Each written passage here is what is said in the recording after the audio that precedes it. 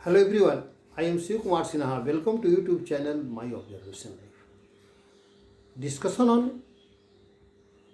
Reservation in employment की श्रृंखला में आज पार्ट 11 प्रस्तुत कर रहे हैं। और पार्ट 11 का जो फोकस का बिंदु होगा वह एक स्टेट के रिजर्व्ड कैटेगरी के लोग अगर अन्य स्टेट में आवेदन भरते हैं तो वह सामान्य ट्रीट होते हैं। इस संदर्भ में हमारे एक मित्र हैं जो इलाहाबाद में रहते हैं, श्री रमेश चंद्र हेला नाम है उनका। उन्होंने बातचीत के क्रम में इस बिंदु पर ध्यान आकृष्ट किया और अनुरोध किया कि इस पर आप अपने ढंग से अपनी बात को रखें।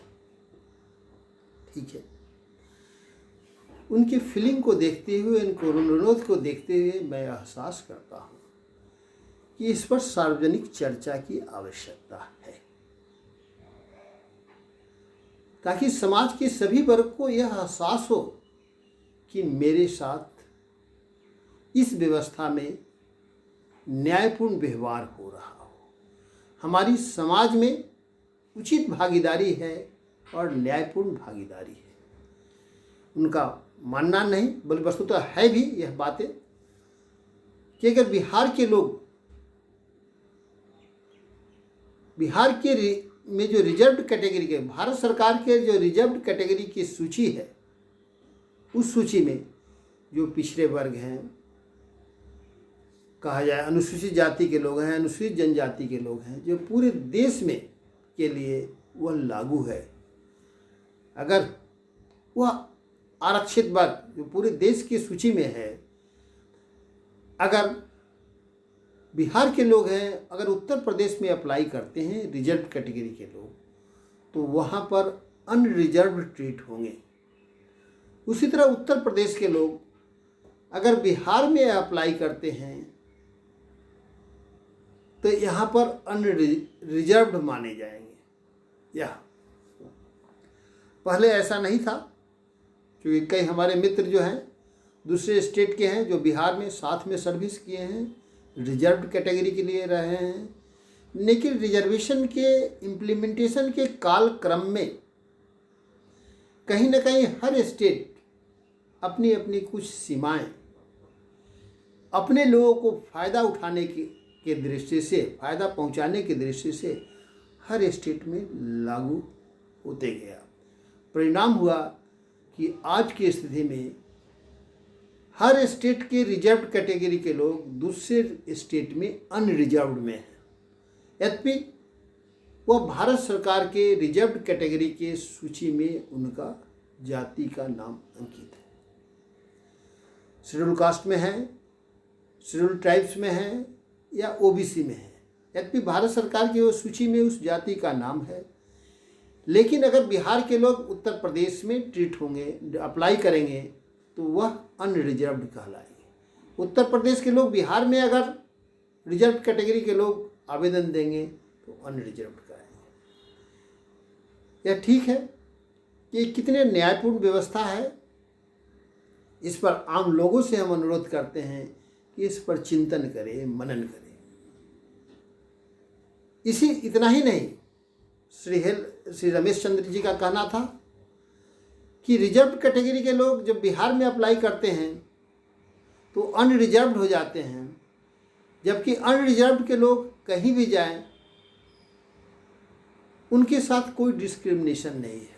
सिर्फ रिजर्व्ड कैटेगरी और अनरिजर्व्ड के बीच एक स्टेट से दूसरे स्टेट में जाने पर कहीं ना कहीं भेदभाव हो जाता है, डिस्क्रिमिनेशन हो जाता है, जबकि सोशल बिहेवियर सेम रहता है। अगर बिहार के लोग उत्तर प्रदेश में चले जाते हैं और किसी जाति विशेष के हैं तो वहाँ भी उसी जाति विशेष से पुकारे जाते हैं, समझे जाते हैं, लेकिन उनकी सुविधाएं नहीं है। उत्तर प्रदेश के लोग बिहार में अगर रिजर्व्ड कैटेगरी के लोग आते हैं, यद्यपि वह अनरिजर्व्ड से बहाली होकर आए, लेकिन जैसे ही बिहार में रहेंगे उसकी जाति की पहचान होगी और वह जाति सूचक शब्दों से ही उनकी पहचान बनी रहती है। इस परिस्थिति में उनका यह जो विचार था, यह डिस्क्रिमिनेशन होता है, जबकि हमारा जाति कोई परिवर्तन नहीं होता है, बल्कि हम लाभ नहीं ले पाते हैं, आवेदन नहीं दे सकते हैं। इनकी बातों में कहीं न कहीं कुछ दम है, तथ्य है।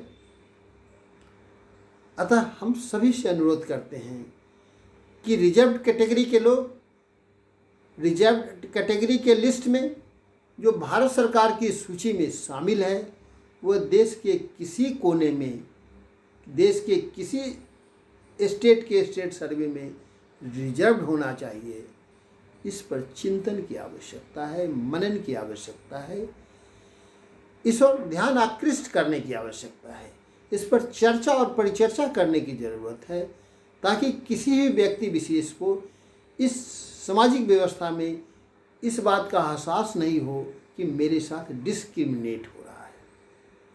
सभी को इस बात का एहसास कराना है कि हमारी व्यवस्था एक न्यायपूर्ण सोशल ऑर्डर का निर्माण करती है, जिसमें सभी की भागीदारी है, सभी को न्याय के साथ न्याय किया जाता है।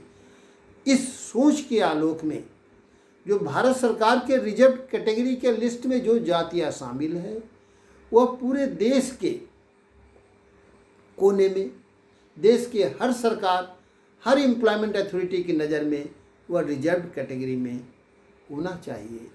इस पर चिंतन करने की आवश्यकता है, मनन की आवश्यकता है, और इस पर चर्चा परिचर्चा करने की ज़रूरत है, ताकि न्यायपूर्ण सामाजिक व्यवस्था का निर्माण किया जा सके। बस इस बिंदु पर, इसमें हम इतनी छोटी सी बात को ध्यान कर रहे हैं कि भारत सरकार की सूची में जो जाति